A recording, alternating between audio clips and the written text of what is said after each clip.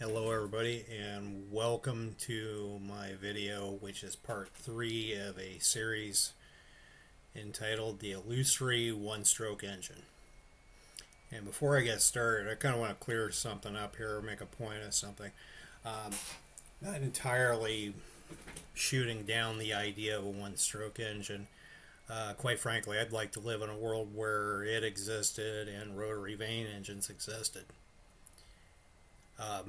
I'd like to see anything that's better than what we have now.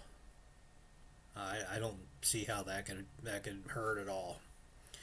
Okay, now having said that, I'm going to get on with what I've been doing with the rotary vane engine. You saw my last video. You'll notice that the two rotary vane engine examples I have on my screen are totally different. I started going in one direction with this in an attempt to create a separate combustion chamber that was shut off by a couple rotary valves. And then I got to looking at that and thinking about it, and I thought, well, maybe I need to go in another direction because we want to make the rotary valve system as simple as possible. And I'll tell you what, before I even get into that, I want to point out a couple things. I made a change to the internal geometry of the engine. You'll notice that this is round instead of, it's still elliptical on the left side, but it's round over here because I didn't really see any point in unnecessarily compressing the vanes, which would what you would have. The more you compress those vanes, the harder it is for the engine to turn, or the more resistant the engine meets when it turns. So there's that. Now getting back into the other geometric changes I made, I cut this off. I made the relative size of the rotor bigger in relationship to the engine. Now this much of the rotor is completely sealed off with the exception of a slot. And that slot would be there to accommodate this one-way valve system. And just to kind of give you direction how this would work.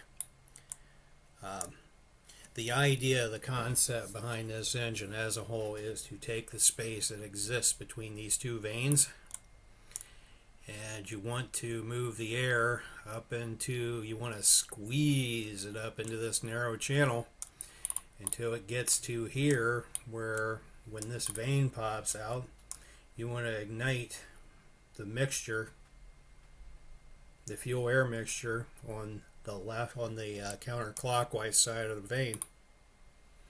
And while you are doing that, you want to ensure that this combustion chamber that's being ignited is separated by something, which would be this guide right here. You want to make sure it's separated from what's behind it. Otherwise, it'll backfeed into the previous chamber and you'll have chatter and you'll have problems with the engine functioning. By doing this, I feel that I've basically gotten this engine to where it'll actually function with just these simple geometric changes. There's some other little things to be worked out. This engine may end up needing some type of relief valve or relief chamber midway between the two vanes when it's on the left side of the engine. I don't know, that I guess that remains to be seen. But anyway,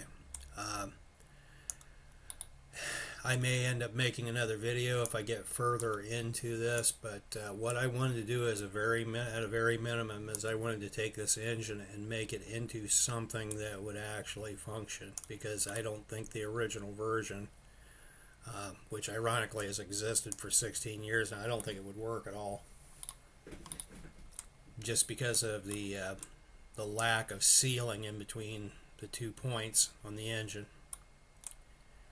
But anyway, going to go ahead and end the video. If you do have any thoughts or any questions, do leave them in the comments, and thank you so much for watching.